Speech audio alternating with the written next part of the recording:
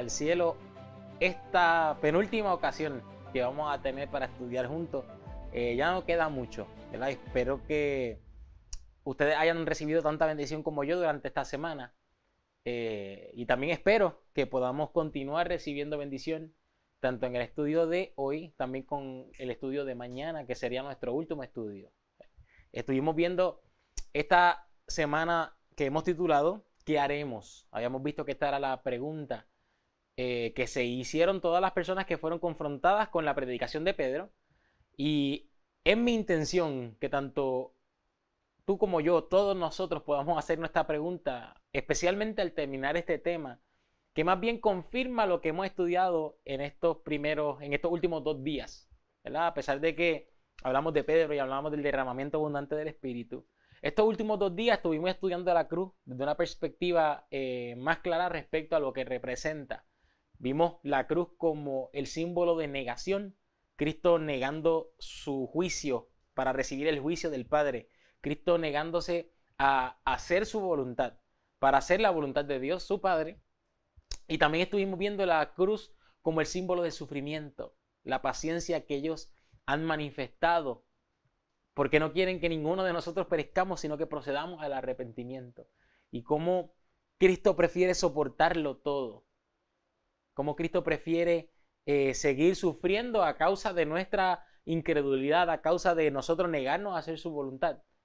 Pero lo hace, prefiere sufrir porque Él nos ama tanto que Él no quiere que ninguno de nosotros perezcamos, sino que, como mencioné ya, podamos proceder al arrepentimiento, ¿verdad? Y antes de continuar estudiando un poco más a fondo respecto al conocimiento que estamos adquiriendo de esta cruz, yo te pido que me acompañes en oración. Padre, una vez más te damos gracias porque sabemos, ¿verdad? Y lo sé, que nos has hablado durante esta semana. Yo te pido, Padre, que hoy no sea la excepción, que continúes derramando tu espíritu de manera abundante, a fin de que podamos comprender tu verdad y poder ser transformados mediante esta verdad. Estas cosas las pedimos, oh Padre, en el nombre de Jesús. Amén. Bueno, hemos estado estudiando principalmente, ¿verdad? O más bien la inspiración de donde vinieron todos estos temas, la conexión de todos estos temas, fue basado en la predicación de Pedro relatada en Hechos capítulo 2. Pero traje 2 textos bíblicos, de 2 versiones bíblicas de esta predicación relatada en Hechos capítulo 2, que fue el llamado de Pedro, ¿verdad? El que hizo que esta gente se preguntara qué haremos. Y vamos a estudiar un poco más a fondo, especialmente estos textos. Lo primero que encontramos es Hechos capítulo 2 y versículo 23, donde Pedro dice, a este, refiriéndose a Cristo, entregado por determinado consejo y providencia de Dios, prendisteis y matasteis por manos de los inicuos, crucificándole, ¿verdad? Y me llama mucho la atención porque él está atribuyendo a las personas a las cuales le está predicando que ellos prendieron a Cristo, que ellos mataron a Cristo, que ellos crucificaron a Cristo. Y repite lo mismo también en el versículo 36 en adelante, y lo vamos a leer. Dice, sepa pues ciertísimamente toda la casa de Israel que a este Jesús que vosotros crucificasteis, Dios ha hecho Señor y Cristo.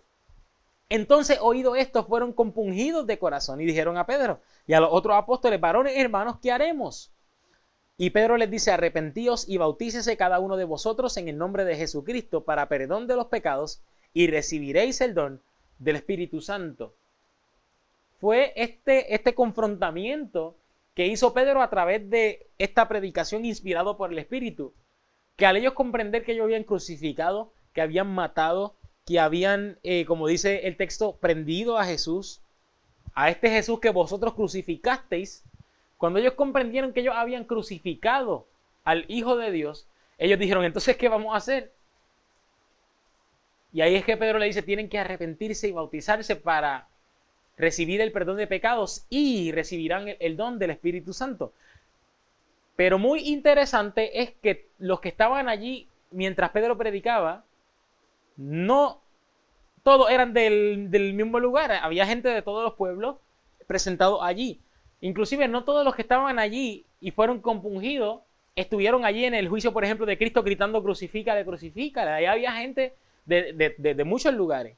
Entonces yo me pregunto, habíamos visto en el tema de la negación que cuando yo me niego a ceder a mi voluntad para hacer la voluntad de Dios, yo también le estoy, si hubiera estado allí, le hubiera gritado también crucifícale a Cristo. Pero yo me pregunto, ¿y qué si lo estamos haciendo hoy?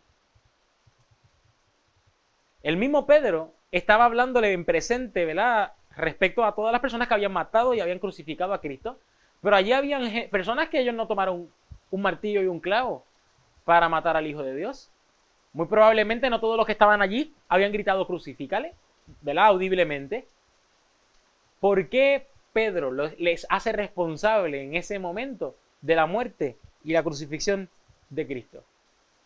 Y sabes qué, la razón por la cual muchas veces nosotros en Semana Santa hemos estudiado el tema de la cruz, hemos ido hasta la iglesia y sabemos acerca del sacrificio de Cristo, obviamente es una de las cosas principales del cristianismo, ¿verdad? Y entendemos que nosotros creer que Cristo fue crucificado hace 2000 años es suficiente para yo creer en el sacrificio de Cristo, que es la base del cristianismo para muchos. Pero el problema es que muchas veces vemos el evento de la cruz demasiado lejos, hace 2000 años. Y es por eso que ahora hablamos de la cruz y el sentimiento dura muy poco tiempo. Realmente no somos verdaderamente compungidos para ser llevados al arrepentimiento. Porque yo quiero que tú sepas que arrepentimiento no es simplemente orar y decirle, Señor, perdóname por los pecados. Y volver a hacer lo mismo que hiciste el día anterior y todos los días estar constantemente pidiéndole perdón a Dios. El arrepentimiento genuino sí hay una contrición, hay una tristeza por el pecado, pero se convierte en un cambio de dirección. Imagínense que yo soy una persona adúltera y voy a donde mi esposa y digo, mi amor, perdóname. Mientras permanezco con mi relación adúltera, no hace sentido. Imagínense que Zaqueo hubiese dicho, Señor, me arrepiento de todo lo que tomé que no debí, pero que no devolviera lo que tomó. O sea, no hace sentido. Evidentemente el arrepentimiento genuino conlleva un cambio de dirección, conlleva un aborrecimiento del pecado, conlleva el cambiar las cosas que yo estaba haciendo para hacer las cosas bien a consecuencia de la tristeza que produce en mí el pecado o el dolor que le he causado al Hijo de Dios. Pero como mencioné, muchas veces no llegamos a este punto de arrepentimiento porque vemos la cruz como un evento demasiado pasado. Hace 2000 años. Y la pregunta que quizá uno de nosotros se hace es ¿cómo yo me voy a conmover respecto a la cruz de Cristo cuando yo ni siquiera había nacido en ese entonces? Si yo ni siquiera había pecado, no existía tan siquiera, ni siquiera estaba en el pensamiento de mi madre, porque mi madre tampoco existía, ni mi abuelo, ni nadie. Y la pregunta que yo voy a responder ahora, ¿acaso la cruz de Cristo comenzó hace 2000 años? Y hoy vamos a estudiar este principio de la cruz siempre presente. Yo quiero agradecer a mi compadre Carlito, quien me enseñó acerca de este tema. Yo tomé muchas de las notas que él ha hecho como un compendio. Así que lo que vamos a estar haciendo juntos es estudiar citas bíblicas. También traje algunas citas de Elena White para que podamos estudiarlas juntos y reaccionar también juntos. Aunque, ¿verdad? Ustedes me van a están viendo mis reacciones, yo no voy a estar viendo la suya. Si es posible, ¿verdad? Y quieran escribir algún comentario en el video, si lo están viendo repetido o si lo están viendo en vivo, pues que puedan también reaccionar a esta cita respecto a la revelación de la cruz. ¿Realmente la cruz comenzó hace 2000 años? Vamos a ver lo que dice la palabra. Apocalipsis capítulo 13 y versículo 8 dice: y todos los que moran en la tierra le adoraron, cuyos nombres no están escritos en el libro de la vida del Cordero, el cual fue muerto desde el principio del mundo. ¿Cristo fue muerto desde cuándo? Dice la palabra, desde el principio del mundo. La cruz de Cristo comenzó desde el principio del mundo. ¿Especialmente cuándo? Desde que existe pecado. Cristo, el Cordero, fue muerto desde el principio del mundo. ¿Verdad? Lo que vamos a ver es entonces qué es esta cruz. Y a medida que vayamos leyendo, yo quiero que tú identifiques lo siguiente. La cruz no es solo lo que nosotros vimos hace 2000 años, aunque sí fue una manifestación visible. Pero es un canal visible de algo que sucede invisible en el corazón de Dios y en el corazón de Cristo. La cruz es mucho más allá de dolor físico, como estuvimos viendo en el tema de la cruz como el símbolo del sufrimiento. Esta agonía que Cristo experimentó hace 2000 años, que hizo que su cuerpo humano no resistiera y muriera. Cristo en su cuerpo inmortal la ha estado cargando desde el principio del mundo. Así como Cristo en su cuerpo humano no resistió cargar el peso de los pecados. Ni tú ni yo estamos cargando con el peso de nuestros pecados, porque moriríamos aplastados. Sin embargo, Cristo desde el principio del mundo, desde que existe pecado, carga con estos pecados para que ninguno perezca, sino que todos puedan proceder al arrepentimiento. Por eso es el Cordero inmolado desde el principio del mundo, desde que existe el pecado. Cristo carga con estos pecados, porque si no, no existiría nadie que pecase. Pero gloria a Dios porque Él es paciente, Él es sufriente para con nosotros, porque Él no quiere que ninguno perezca. Prefiere cargar con estos pecados para que podamos ser guiados al arrepentimiento. Mira este otro texto que se encuentra en Isaías 53, versículos 3 al 5. Despreciado y desechado entre los hombres, varón de dolores, experimentado en flaqueza o en quebranto, y como que escondimos de él el rostro, fue menospreciado y no lo estimamos. Ciertamente llevó él nuestras enfermedades y sufrió nuestros dolores. Y nosotros le tuvimos por azotado, por herido de Dios y abatido. Mas él herido fue por nuestras rebeliones, molido por nuestros pecados. El castigo de nuestra paz fue sobre él, y por su llaga hubo cura para nosotros, o fuimos nosotros curados, ¿verdad? Y a pesar de que sí, nosotros vimos una manifestación visible de lo que está sucediendo y que Isaías describe hace 2000 años visiblemente en Cristo, cuando Isaías escribe esto, años antes de que Cristo tan siquiera naciese, Isaías está escribiendo esto en pasado. Está diciendo, mas él herido fue. Eso es algo que había pasado. Por nuestras rebeliones, molido por nuestros pecados. Claramente, el mismo profeta Isaías sabía que la cruz, la agonía de Cristo, el cargar con estos pecados que muelen su corazón, estaba pasando desde mucho antes de la cruz de Cristo, visible que tuvimos hace 2000 años. Y vuelvo, insisto, sí, hace 2000 años se vio visiblemente lo que siempre ha pasado en el corazón del Hijo de Dios. La única diferencia es que Cristo lo cargó en un cuerpo mortal, al igual que tú y que yo. Para que tú y yo no cargáramos eso y nos diéramos cuenta de el daño que produciría en nuestro corazón si en efecto Él nos dejara cargar con estos pecados. Y así, repasando lo que hablamos también en el tema de la cruz como símbolo del sufrimiento. Todos aquellos que abracemos como quiera el pecado y no aceptemos la gracia que Dios tiene para ofrecer. Esa gracia que Dios nos está dando gratuitamente en todo momento. Todos aquellos que no creamos en esa gracia y nos aferremos y amemos más nuestro pecado que a Dios. Hemos de, entonces, en algún punto, ¿verdad? Al final de esta historia, de cargar con este pecado que nos aplastaría. Pero ese no es el plan de Dios, por eso es que Cristo ha cargado con nuestros pecados. ¿Verdad? Y sigo leyendo algunos textos. Hebreos capítulo 6, versículos del 4 al 6 dice, porque es imposible que los que una vez recibieron la luz y que gustaron aquel don celestial y que fueron hechos partícipes del Espíritu Santo y que asimismo gustaron la buena palabra de Dios y las virtudes del siglo venidero y recayeron, sean renovados de nuevo por arrepentimiento, colgando en el madero otra vez para sí mismos al Hijo de Dios y exponiéndolo a vituperio. Vituperio es vergüenza pública. Y lo que está estableciendo el texto es que cada vez que nosotros recibimos la luz de Dios y a través de esta luz nosotros somos partícipes del don del Espíritu Santo, como dice el texto, y recaemos, lo que estamos haciendo es colgando en el madero otra vez a Cristo, el Hijo de Dios, y exponiéndolo a vergüenza pública. Y el nombre de Dios es blasfemado por causa nuestra cada vez que recaemos e ignoramos las riquezas de su bondad.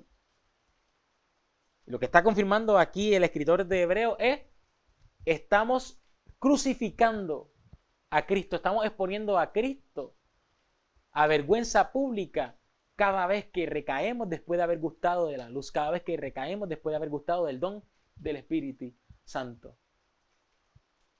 No podemos ver el evento de la cruz como un evento de hace 2000 años. Crucificas a Cristo hoy cuando rechazas esta luz, cuando recaes después de haber gustado el don del Espíritu Santo. Gálatas capítulo 3 y versículo 1. Oh Gálatas insensatos, ¿quién os hechizó para no obedecer a la verdad? Ante cuyos ojos Jesús, el Cristo, fue ya descrito como colgado en el madero entre vosotros. La iglesia en Galacia eran considerados gentiles, ¿verdad? ¿Y por qué? Pablo está hablándole que Cristo estaba colgado en el madero entre vosotros, porque hace 2000 años la cruz no fue allí en Galacia. es porque Cristo le fue descrito como colgado entre vosotros, porque Cristo estaba siendo crucificado por causa de las acciones, porque Cristo siempre experimenta la agonía de la cruz cada vez que tiene que cargar con pecados, porque esa es la verdadera cruz. La cruz visible manifiesta lo que siempre ha ocurrido en el corazón de Cristo al cargar con nuestros pecados, lo que implica que lo que Cristo cargó hace 2000 años, que hizo que experimentara ese sufrimiento que apenas hacía que él sintiera el dolor físico, él lo ha estado cargando antes de ese evento y hoy, presente, también sigue cargando con nuestros pecados, porque si tú y yo estamos vivos es porque no estamos cargando con el peso de nuestros pecados. Cristo está cargando con el peso de esos pecados y es por eso que Cristo puede ser presentado como colgado en el madero entre nosotros.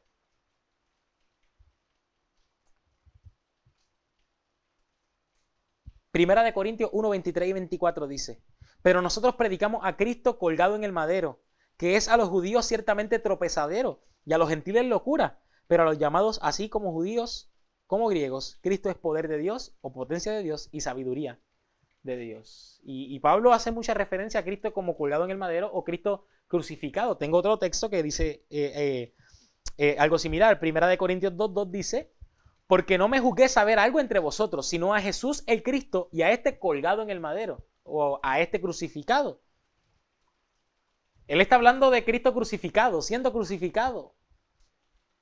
No solamente Pablo está hablando en estos dos textos a Cristo como Cristo siendo crucificado, sino dice también en Gálatas 2:20, un versículo que muchos de nosotros conocemos: con Cristo estoy juntamente colgado en el madero y vivo no ya yo, sino vive Cristo en mí. Y lo que ahora vivo en la carne lo vivo por la fe del Hijo de Dios, el cual me amó y se entregó a sí mismo por mí. Él dice que con Cristo estoy juntamente crucificado. Y si él está hablando en presente, que yo estoy juntamente con Cristo crucificado, así como él está crucificado en presente, Cristo está juntamente con él también. Él está juntamente con Cristo, por lo tanto, tanto él como Cristo están presentes siendo crucificados. Y me detengo. Aquí nosotros tenemos que tomar una decisión. O tomamos nuestra cruz al negarnos a hacer nuestra voluntad y seguimos a Cristo. Tomamos esta cruz y morimos a nuestro yo para que Cristo viva en nosotros. Estamos juntamente crucificados con Cristo. O decidimos no tomar la cruz y entonces que Cristo la cargue y crucificamos a Cristo. O muero yo para que Cristo viva en mí, o vivo yo y entonces crucifico al Hijo de Dios.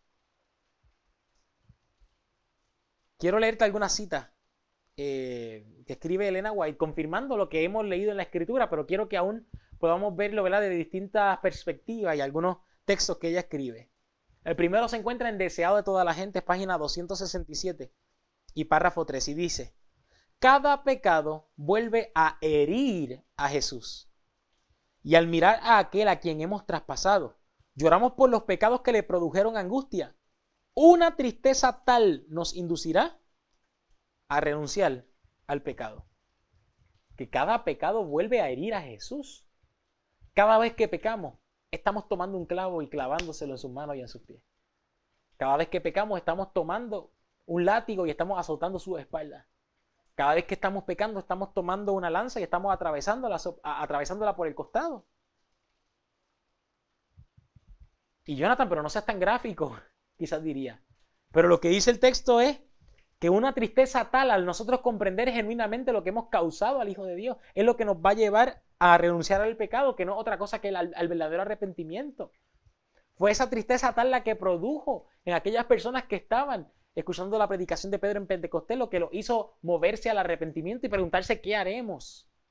Pero si tú y yo rechazamos esta verdad, si tú y yo rechazamos que nuestros pecados crucifican al Hijo de Dios y los ponemos a vergüenza pública, si rechazamos, no vamos a poder ser inducidos al arrepentimiento. Y sí, evidentemente cuando tú y yo leemos estos textos nos sentimos condenados y claro que queremos tratar de ignorar esto y buscar algún chivo expiatorio para poder renunciar a esta condenación. Pero tienes que entender que el ministerio de condenación es un ministerio glorioso. Tú tienes que comprender en efecto lo que tus pecados le han causado al Hijo de Dios y a través de esta tristeza que produce esta condenación, puedas comprender que así como el ministerio de condenación es glorioso, más glorioso es el ministerio de la justificación. Porque donde abundó el pecado, sobreabundó la gracia. Y si en efecto hemos causado mucha tristeza y mucho dolor a Cristo al cargar con nuestros pecados. Pero gloria a Dios si lo reconocemos, porque Él nos está dando de su gracia. Y si tú y yo hoy confesamos nuestros pecados, si tú y yo hoy somos inducidos por medio de esta tristeza a buscar un verdadero arrepentimiento, dice la palabra, que Él es fiel y justo para perdonarnos de estos pecados y limpiarnos de toda maldad, para que dejemos ya de crucificar al Hijo de Dios. Hay otra cita, te voy a poner en la pantalla de dónde es esta cita. Es una traducción de Google, así que ¿verdad? Quizás puedas ver algo raro, pero me parece que está bastante bien traducida. Dice, y los que le traspasaron, Apocalipsis 1:7. Esto no solo se aplica a aquellos que vieron por última vez a Cristo cuando colgó en la cruz del Calvario, sino a aquellos que con sus palabras y acciones equivocadas lo están perforando hoy. Diariamente sufre las agonías de la crucifixión. Todos los días, hombres y mujeres lo traspasan deshonrándolo al negarse a hacer su voluntad. Y no sufrió antes de venir a esta tierra como hombre entre los hombres.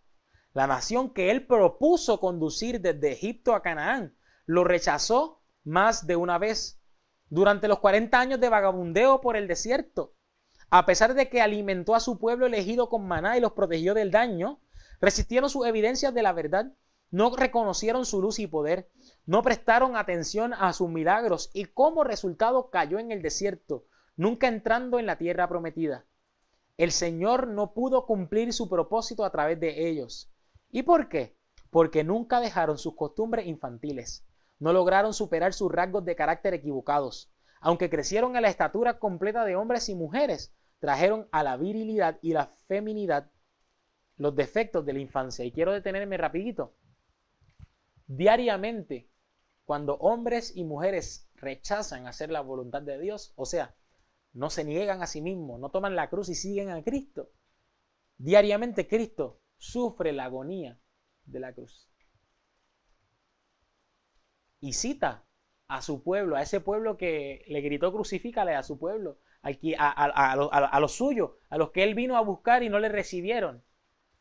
Pero el mismo Pablo describe que todo lo que la desobediencia que manifestaron el pueblo de Dios de la antigüedad fue escrita para nosotros como ejemplo, para amonestarnos a nosotros, para que no caigamos en semejante error. Tenemos que tener mucho cuidado que la historia no se vuelva a repetir con nosotros hoy. Dios ha revelado su luz para que nosotros podamos conocerle. Y cada vez que nosotros rechazamos el conocimiento de Dios, estamos exponiendo a Cristo a la agonía de la cruz. Porque fue el desconocimiento de quién era Dios lo que llevó a Cristo a la cruz. El pueblo de Dios de ese entonces, el concepto que tenían acerca de Dios no era coherente con el Cristo que se manifestó en ese entonces. Y Cristo siendo la revelación del Padre, ellos no podían concebir que Dios fuera así. Ellos tenían una idea, una imagen incorrecta de quién era este Dios. Por eso la vida eterna es conocer a este Dios verdadero y a Jesucristo, a quien éste envió. Porque si tú y yo tenemos un falso concepto acerca de quién es Dios, si tú y yo tenemos un concepto falso acerca de cómo es Dios, hemos de crucificar a Cristo otra vez. Y aunque Cristo sabemos que no volverá a ser crucificado físicamente, visiblemente, como sucedió hace 2000 años, hemos de desquitarnos con aquellos que realmente sean verdaderos seguidores de Cristo. Hemos de crucificar a Cristo a través de aquellos que son verdaderos seguidores de Cristo. Y como dice Juan capítulo 16, versículos 2 y 3, dice que os expulsarán de la sinagoga. Y habrá gente que hasta os mate pensando que rinden un servicio a Dios. Pero esto lo hacen porque no me conocen ni a mí ni al Padre, dijo Cristo mismo. Si tú y yo no conocemos al Padre, vamos a estar sacando gente de la iglesia pensando que le estamos rindiendo un servicio a Dios. Si tú y yo no conocemos a Dios y a Cristo, en este caso, como Cristo dijo, ni a mí ni al Padre, podremos hasta matar pensando que estamos rindiendo un servicio a Dios. El mismo Pablo perseguía a cristianos pensando que le hacía un servicio a Dios. Pero Pablo, mientras perseguía a los cristianos, Cristo se le acercó y dice, ¿por qué me persigues? Tenemos que tener cuidado de no perseguir a Cristo a través de sus seguidores. Tenemos que tener cuidado de no matar en el nombre de Dios, expulsar a personas de la sinagoga en el nombre de Dios, porque lo estamos haciendo con un falso concepto acerca de Dios. Tenemos que tener mucho cuidado y que no caigamos en el mismo error del pueblo de Israel, porque si volvemos a caer en este error, lo que estamos haciendo es crucificando a Cristo. Estamos haciendo que Cristo vuelva una y otra vez a experimentar la agonía de la cruz. Y sigo la cita que dice, así es hoy. El Señor desea que seamos hombres y mujeres en Cristo Jesús. Nuestras disposiciones naturales deben ser suavizadas y sometidas por su gracia. Entonces no lo crucificaremos continuamente de nuevo. Tenemos un Salvador que ha vivido una vida perfecta en esta tierra. Él es nuestro ejemplo. Él dio su vida por nuestra redención. Si en esta vida lo seguimos haciendo su voluntad en todas las cosas, en la vida futura viviremos con Él para siempre. ¿Verdad? Y que tú y yo podamos decidir hacer la voluntad de Él para no crucificarlo una vez más. No me quiero imaginar el dolor, no solo de haber cargado con nuestros pecados desde el principio del mundo. Venir para rescatar a los suyos y que los suyos no lo reciban y experimentar la agonía de la cruz en su cuerpo mortal. Y ahora, después de resucitado, tener que seguir experimentando la agonía de esta cruz. ¿Acaso no es suficiente ya? ¿Qué estamos haciendo? Amemos a Dios como Él nos ama a nosotros. Amemos a nuestros hermanos tal como nuestro Padre nos ama a nosotros también. No los persigamos. No continuemos crucificando al Hijo de Dios. No sigamos exponiendo la vergüenza pública. Mire esta cita está poderosa, deseado de toda la gente, página 763. Cristo siente los males de todo doliente. Cuando los malos espíritus desgarran un cuerpo humano, Cristo siente la maldición. Cuando la fiebre consume la corriente vital, Él siente la agonía. Y está tan dispuesto a sanar a los enfermos ahora como cuando estaba personalmente en la tierra. Los siervos de Cristo son sus representantes, los conductos por los cuales ha de obrar. Él desea ejercer por ellos su poder curativo. Qué interesante, Cristo siente todos los males de todo doliente. Él está íntimamente conectado a nosotros. En Él nos movemos, en Él somos, en Él vivimos, en Él subsistimos, desarrollamos nuestra vida. Es su vida la que nosotros estamos utilizando. Él siente hasta la fiebre. Y nosotros ahora que estamos experimentando esto del coronavirus, Cristo está sintiendo la agonía del coronavirus juntamente con ellos, porque esa es la vida de Él, la vida que nosotros estamos utilizando. Y me llama mucho la atención porque Él sigue impartiendo esta vida a pesar de que nosotros utilizamos esta vida para hacerle daño y para crucificarle. Pero Él prefiere sufrir esta vida y las consecuencias de nuestras decisiones porque es paciente para que ninguno de nosotros perezca, sino que todos procedamos al arrepentimiento. Imagínate que tú quieras ayudar a una persona y tú le des dinero para que pueda sostener su familia y que esta persona utilice el dinero que tú le estás dando para hacerte daño a ti. ¿Acaso tú le seguirías dando dinero? Yo estoy seguro que no, y hasta pensaría, mira, mejor que muera, que no sea mal agradecido, pero este Cristo que nos mantiene aún vivos, creyendo, soportando todo, ¿verdad? Porque el amor todo lo sufre, todo lo cree, todo lo espera, todo lo soporta. Sigue sufriendo y sigue soportándonos. A pesar de que nosotros utilizamos su vida para hacerle daño a sí mismo, porque Él cree, Él espera que cada uno de nosotros respondamos al llamado que Él nos está haciendo de arrepentimiento. No sigamos lacerando las manos y los pies del Hijo de Dios. Página 700 del deseado de todas las gentes. Cristo era el príncipe de los dolientes, si me detengo. Si Cristo era el príncipe de los dolientes, entonces ¿quién es el rey de los dolientes? Dios, el Padre de Cristo, es el rey de los dolientes. Sigo leyendo. Pero su sufrimiento provenía del sentimiento de la malignidad del pecado. del conocimiento de que por la familiaridad con el mal, el hombre se ha vuelto ciego a su enormidad. Cristo vio cuán terrible es el dominio del pecado sobre el corazón humano y cuán pocos estarían dispuestos a desligarse de su poder. Sabía que sin la ayuda de Dios la humanidad tendría que perecer y vio las multitudes perecer teniendo a su alcance ayuda abundante. Y me encanta cuando dice que Cristo era el príncipe de los dolientes, porque Cristo reveló al Padre, Cristo clarificó el carácter del Padre. Cristo es el camino, la verdad y la vida. Nadie viene al Padre si no es por mí. O sea, Cristo es el camino al Padre. Cristo es la verdad acerca del Padre. Lo que implica que Cristo reveló realmente el corazón de este Padre. Y así como Cristo es el príncipe de los dolientes, el Padre es el rey de los dolientes. ¿Cuál es la cruz entonces de este Dios, de este Padre? ¿Acaso él también experimenta junto con su Hijo la agonía de la crucifixión? Educación, página 238. Los que piensan en el resultado de apresurar o impedir la proclamación del Evangelio lo hacen con relación a sí mismo y al mundo. Pocos lo hacen con relación a Dios. Pocos piensan en el sufrimiento que el pecado causó a nuestro Creador. Todo el cielo sufrió con la agonía de Cristo, pero este sufrimiento no empezó ni terminó cuando se manifestó en el seno de la humanidad. La cruz es, para nuestros sentidos entorpecidos, una revelación del dolor que desde su comienzo produjo el pecado en el corazón de Dios. La cruz es una revelación del dolor que desde el comienzo el pecado le causó en el corazón a nuestro Dios y Padre. El Padre también sufre la agonía de la cruz junto con su Hijo. Es el dolor de lo que produce el pecado, la verdadera cruz. Lo que la cruz visible hace 2000 años manifestó verdaderamente fue la cruz invisible que estaba en el corazón de este Padre y obviamente de Cristo, que carga con toda la humanidad. Y te leo esta última cita también del libro de la educación que sigue diciendo el mismo texto, el párrafo 2. Su espíritu mismo intercede por nosotros con gemidos indecibles. Cuando la creación gime a una, el corazón del Padre infinito gime porque se identifica con nosotros.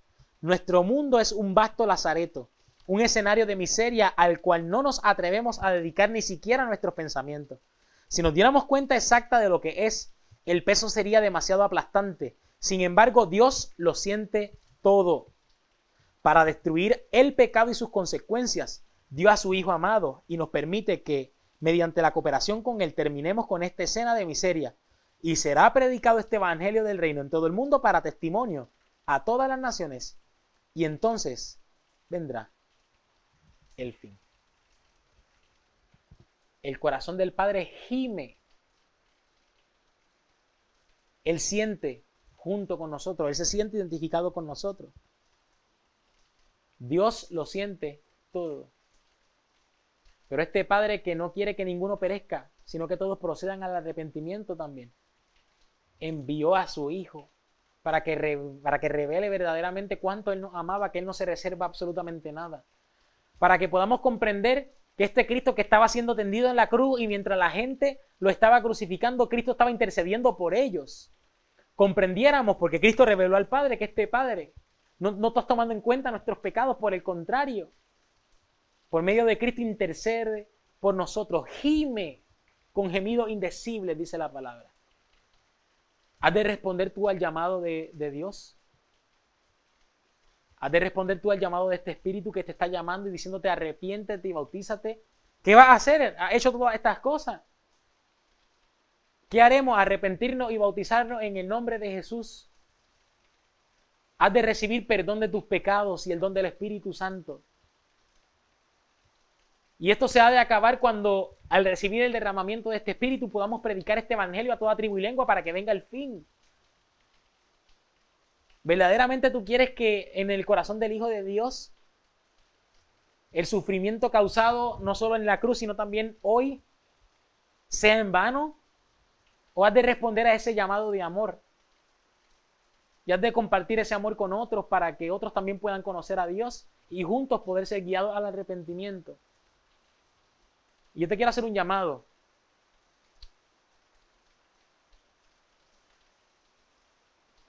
Reconoce que hemos causado dolor a Dios. Reconoce que tú y yo hemos tomado martillo y clavo y hemos atravesado las manos y los pies de Cristo. Reconoce que hemos expuesto a Cristo a vergüenza pública. Pero sobre todas las cosas reconoce que Él no está tomando en cuenta esos pecados. Y que Él te está dando gracia